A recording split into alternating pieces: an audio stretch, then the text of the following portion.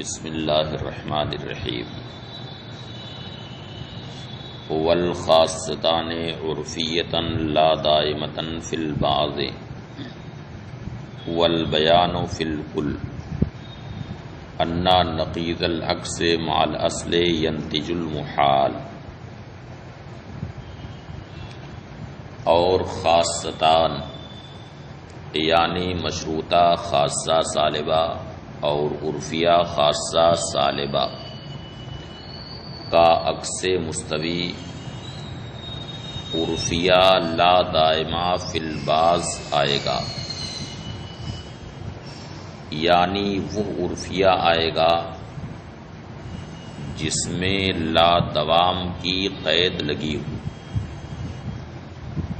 مگر وہ لا دوام کل افراد موضوع کے لحاظ سے نہ ہو بلکہ موضوع کے بعض افراد کے لحاظ سے ہو۔ بلفظ دیگر یوں بھی کہہ سکتے ہیں لا دائمہ فی البعض کا معنی ہے مطلقہ عامہ جزئیہ، یعنی عرفیہ لا دائمہ فی البعض کا مطلب ہے کہ وہ عرفیہ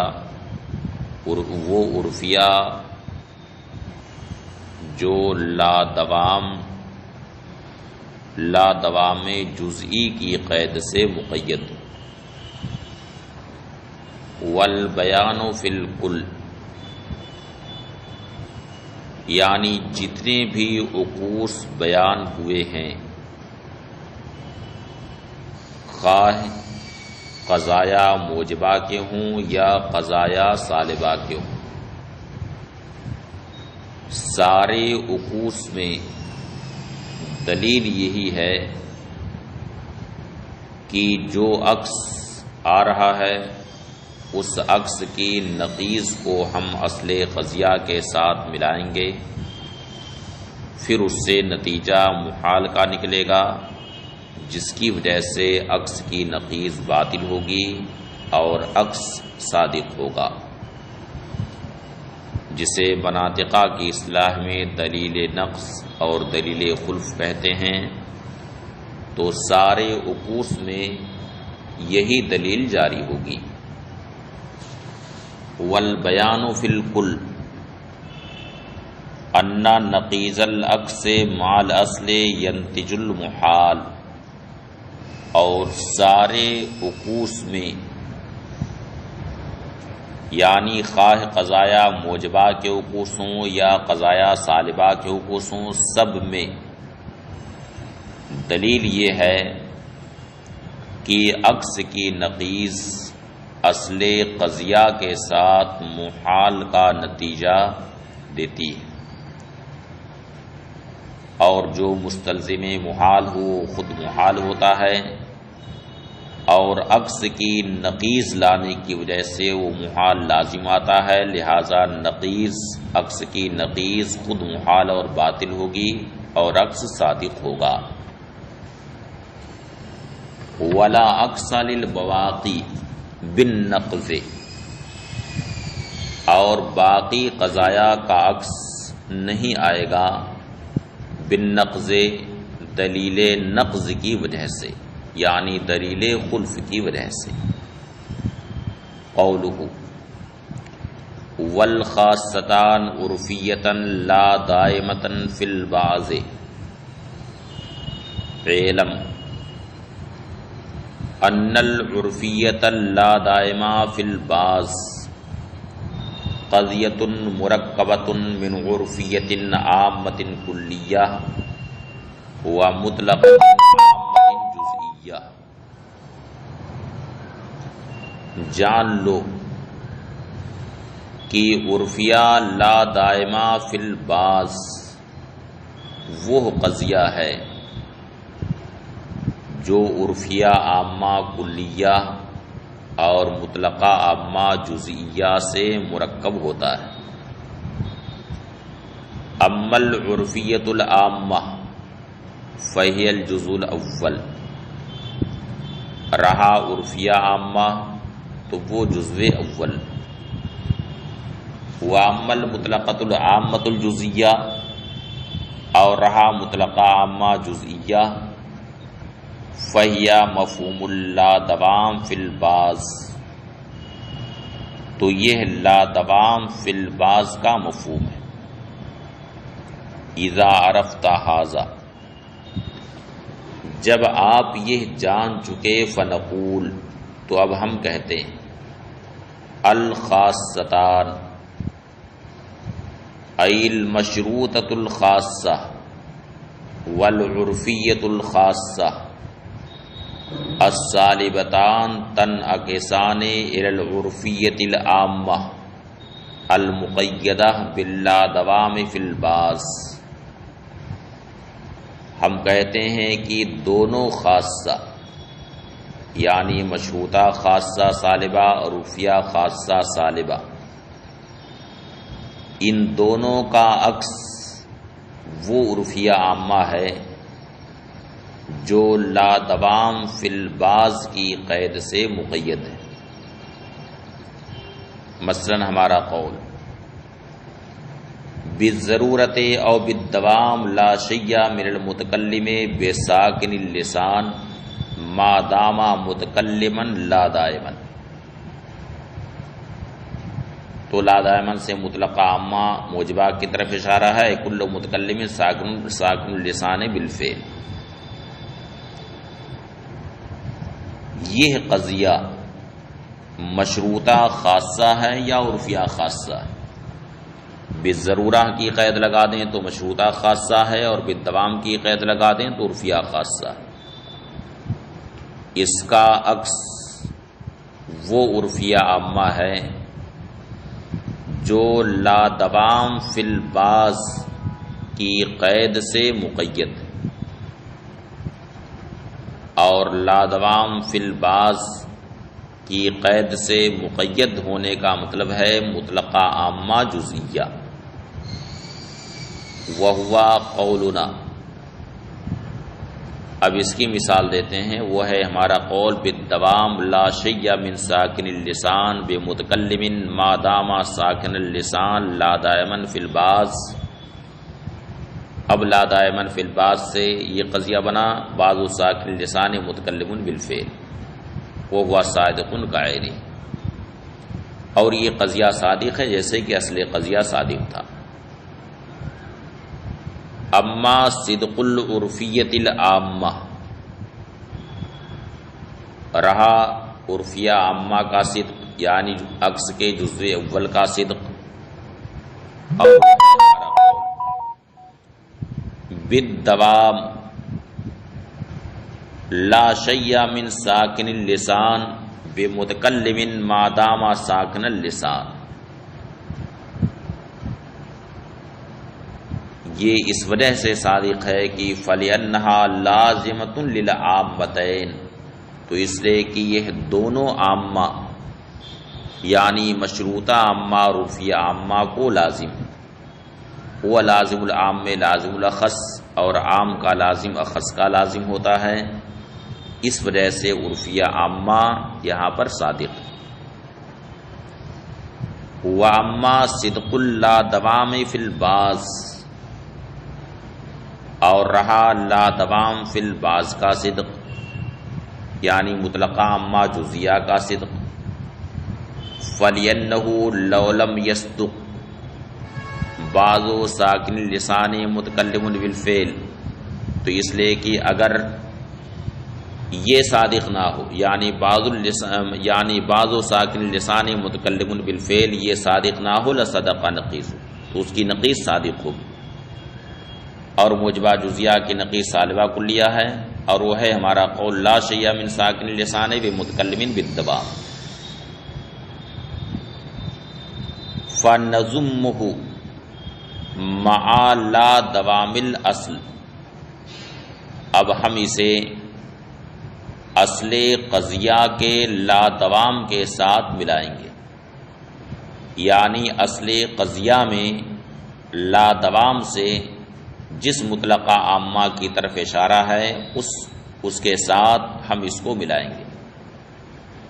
وہو قولنا، اور وہ ہے ہمارا قول کل متکلم ساکن اللسان بالفعل۔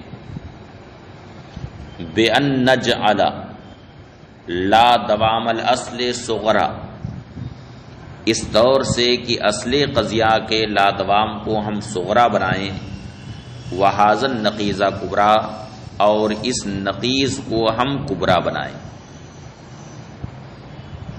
تو صغرا ہوا موجبہ کلیہ اور کبرا ہوا سالبہ کلیہ۔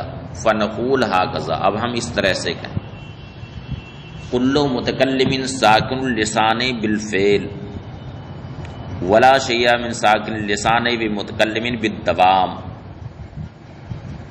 تو اب نتیجہ نکلے گا لا شیء من المتکلم بمتکلم بالفعل وہو سلب الشیء النفسی، اور یہ سلب الشیء النفسی ہے، شے کا سلب خود اس کی ذات سے، وہ محال، اور یہ محال ہے۔ وَهَذَا الْمُحَالُ ناشن النقیض لا دوام فی الباز، اور یہ محال لا دوام فی الباز کی نقیض سے لازم آیا ہے۔ اذ لا دوام الاصل صادق، کیونکہ اصل قضیہ کا لا دوام تو صادق ہے، اور جب یہ محال لا دوام فی الباز کی نقیض سے لازم آیا تو لا دوام فی الباز کی نقیض باطل ہوگی۔ فیکون نقیض لا دوام فی الباز باطلا، تو لا دوام فی الباز کی نقیض باطل ہوگی۔ فیکون لا دوام فی الباز حقا، تو لا دوام فی الباز حق ہوگا، وہ المطلوب، اور یہی مطلوب ہے۔ وَإِنَّمَا لم تنعکس الی العرفیۃ العامہ المقیدہ باللا دوام فی الکل۔ اب سوال یہ پیدا ہوتا ہے کہ لا دوام فی البعض سے اس کو کیوں مقید کیا، لا دوام فی الکل سے اسے مقید کیوں نہیں کیا؟ تو اس کی وجہ یہ ہے کہ اصل قضیہ میں لا دوام سے مطلقہ عامہ موجبہ کلیہ کی طرف اشارہ ہوا تھا، اور یہ گزر چکا ہے کہ موجبہ کلیہ کا عکس موجبہ کلیہ نہیں آتا، بلکہ موجبہ کلیہ کا عکس موجبہ جزئیہ ہی آتا ہے۔ اس وجہ سے جب اس کا عکس لایا جائے گا تو لا دوام فی الکل سے اسے مقید نہیں کیا جائے گا، بلکہ لا دوام فی البعض سے اسے مقید کریں گے۔ وَإِنَّمَا لَمْ تَنْعَكِسَ إِلَى الْعُرْفِيَّةِ الْعَامَّةِ الْمُقَيَّدَةِ بِاللَّا دوام فی الکل، ان دونوں کا عکس وہ عرفیہ عامہ نہیں آیا جو لا دوام فی الکل کی قید سے مقید، لأن اللا دوام فی السالبتین الکلیتین اشارۃ الی مطلقۃ عامۃ موجبۃ کلیہ، اس لیے کہ دونوں سالبہ کلیہ میں لا دوام سے اشارہ ہے مطلقہ عامہ موجبہ کلیہ کی طرف۔ والموجبۃ الکلیہ لا تنعکس الی الجزیہ، اور والموجبۃ الکلیہ تنعکس الی الجزیہ، اور موجبہ کلیہ کا عکس جزیہ ہی آتا ہے، موجبہ کلیہ کا عکس موجبہ کلیہ نہیں آتا۔ فتأمل قولہ والبیان فی الکل، اے بیان انعکاس جمیع القضایا المذکورہ الموجبہ والسالبہ، یعنی سارے قضایا مذکورہ موجبہ اور سالبہ کے انعکاس کا بیان۔ قولہ انا نقیض العکس مع الاصل ینتج المحال، عکس کی نقیض اصل قضیہ کے ساتھ محال کا نتیجہ دیتی ہے۔ وہذا البیان یسمى بالخلف، اور اس بیان کا نام خلف رکھا جاتا ہے۔ وہ اثبات المطلوب بابطال نقیضہ، دلیل خلف کا مطلب ہے کہ مطلوب کو ثابت کرنا اس کی نقیض کو باطل کر کے، کیونکہ مطلوب کی نقیض جب باطل ہو جائے گی تو مطلوب ثابت ہو جائے گا۔ وحاصل ہوا، اس کا حاصل یہ ہے کہ انہ لو لم یصدق العکس لصدق نقیضہ، اگر عکس صادق نہ ہو تو اس کی نقیض صادق ہوگی۔ وہو مع الاصل ینتج المحال، اور نقیض اصل قضیہ کے ساتھ مل کر کے محال کا نتیجہ دیتی ہے، کما ذکرنا غیر مرہ، جیسا کہ بار بار ہم ذکر کر چکے ہیں۔ والمحال الناشن النقیض العکس اور یہ محال عکس کی نقیض کی وجہ سے لازم آیا، فیلزم صدق العکس، لہذا عکس کا صدق اس سے لازم آتا ہے۔ قولہ ولا عکس للبواقی، اور باقی قضایا کا عکس نہیں آتا، یعنی باقی قضایا سالبہ، اور یہ نو ہے، وقتیہ مطلقہ، منتشرہ مطلقہ، مطلقہ عامہ، ممکنہ عامہ وسائط میں، اور دونوں وقتیہ یعنی وقتیہ اور منتشرہ دونوں وجودیہ، وجودیہ لا دائمہ اور وجودیہ لا ضروریہ، ممکنہ خاصہ مرکبات، ان نو قضایا کا عکس نہیں آتا۔ وَإِنَّمَا لَمْ تَنْعَكِسْ هَذِهِ الْقَضَايَا بِسَبَبِ النَّقْضِ الْوَارِدِ عَلَى الْانْعِكَاسِ، اور ان قضایا کا عکس اس وجہ سے نہیں آتا ہے کہ عکس لانے پر نقض وارد ہوتا ہے۔ وَذَلِكَ أَنَّ الْوَقْتِيَّةَ أَخَصُّ مِنْ تِلْكَ الْقَضَايَا الْمَذْكُورَةِ، اور وہ اس طور سے ہے کہ ان میں وقتیہ ان سارے قضایا سے اخص ہے، یعنی منتشرہ، مطلقہ، ممکنہ، ان سب سے اخص، وہی لا تنعکس، اور وقتیہ مطلقہ کا عکس نہیں آتا، فلا تنعکس القضایا المذکورہ، لہذا مذکورہ قضایا کا بھی عکس نہیں آئے گا۔ لأنہ اذا لم ينعکس الاخص لم ينعکس العام، اس لیے کہ جب اخص کا عکس نہیں آئے گا تو عام کا بھی عکس نہیں آئے گا۔ اب یہاں دو چیزیں ہیں، ایک تو یہ بتانا ہے کہ وقتیہ ان قضایا مذکورہ میں سب سے اخص، اور دوسری چیز یہ دیکھنی ہے کہ جب اخص کا عکس نہیں آئے گا تو عام کا بھی عکس نہیں آئے گا۔ رہی یہ بات کہ وقتیہ ان قضایا مذکورہ میں سب سے اخص ہے، تو یہ بالکل ظاہر بات ہے، کھلی ہوئی بات ہے، کیونکہ وقتیہ میں وقت معین میں ضرورت کا حکم ہوتا ہے، جبکہ منتشرہ میں وقت غیر معین میں ہوتا ہے، مطلقہ عامہ میں بھی بالفعل حکم ہوتا ہے، ممکنہ عامہ میں بالامکان حکم ہوتا ہے، تو وقتیہ ان سارے قضایا میں سب سے اخص۔ اما ان الوقتیہ اخص من القضایا المذکورہ، رہا یہ کہ وقتیہ قضایا مذکورہ سے اخص ہے، فیظہر بادنی تعامل، تو یہ ادنی تعامل سے ظاہر ہو جاتا ہے۔ واما انہا لا تنعکس، اور رہا کہ اس کا عکس نہیں آئے گا، فلینا قولنا، تو اس وجہ سے کہ ہمارا یہ قول بالضرورت لا شیء من النفس بذائقۃ الموت فی الوقت المقرر لحیاتها لا دائما، یہ قضیہ وقتیہ صادقہ، یعنی کوئی بھی جان اس وقت میں موت کا مزہ نہیں چکھے گی جو وقت اس کی حیات کے لیے مقرر ہے، لا دائما، تو یہ قضیہ وقتیہ صادقہ، ما ان عکسہا کاذب، باوجود کہ اس کا عکس کاذب ہے، اور اس کا عکس آئے گا بعض ذائقۃ الموت لیست بنفس بالامکان العام، یہ عکس کاذب ہے، لصدق نقیضہا، کیونکہ اس کی نقیض صادق ہے، اور وہ نقیض ہے ہمارا قول کل ذائقۃ الموت نفس بالضرورہ، یعنی ہر موت کا مزہ چکھنے والی چیز ضروری طور پر جان ہے۔ وَأَمَّا أَنَّهُ إِذَا لَمْ يَنْعَكِسِ الْأَخَصُّ لَا يَنْعَكِسُ الْعَامُ، رہا یہ کہ جب اخص کا عکس نہیں آئے گا تو عام کا بھی عکس نہیں آئے گا، فَلِأَنَّهُ لَوْ يَنْعَكَسَ الْعَامُ، تو اس وجہ سے کہ اگر عام کا عکس آئے تو اخص کا بھی عکس آئے گا، اس وجہ سے کہ عام اخص کے لیے لازم ہے اور عکس اصل قضیہ کے لیے لازم ہوتا ہے، تو اگر عام کا عکس آئے تو عکس عام کے لیے لازم ہوگا، اور عام چونکہ اخص کے لیے لازم ہوتا ہے اور لازم کا لازم لازم ہوتا ہے، تو لازم آئے گا کہ وہ اخص کے لیے بھی وہی عکس ہو، جبکہ عکس یہاں پر صادق نہیں ہے بلکہ عکس کاذب ہے۔ وَأَمَّا أَنَّهُ إِذَا لَمْ يَنْعَكِسِ الْأَخَصُّ لَا يَنْعَكِسُ الْعَامُ، رہا یہ کہ جب اخص کا عکس نہیں آئے گا تو عام کا بھی عکس نہیں آئے گا، فَلِأَنَّهُ لَوْ انْعَكَسَ الْعَامُ، لن اکسل اخص، تو اس وجہ سے کہ عام کا عکس آئے تو اخص کا بھی عکس آئے گا. لأن الاقص لازم للقضیہ، اس لیے کہ عکس قضیہ کے لیے لازم ہوتا ہے، اور لازم العام میں لازم الاخص، اور عام کا لازم اخص کا لازم ہوتا ہے.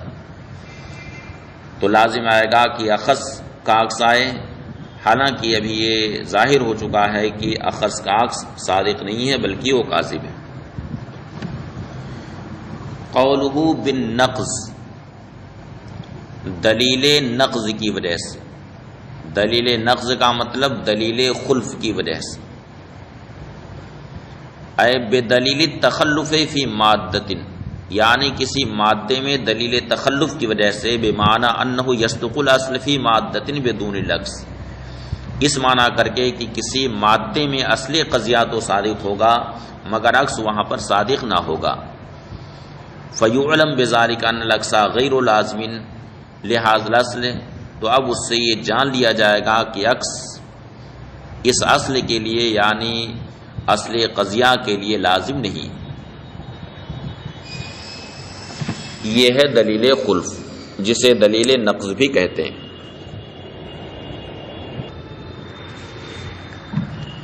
اب اس کے بعد مشقی سوالات.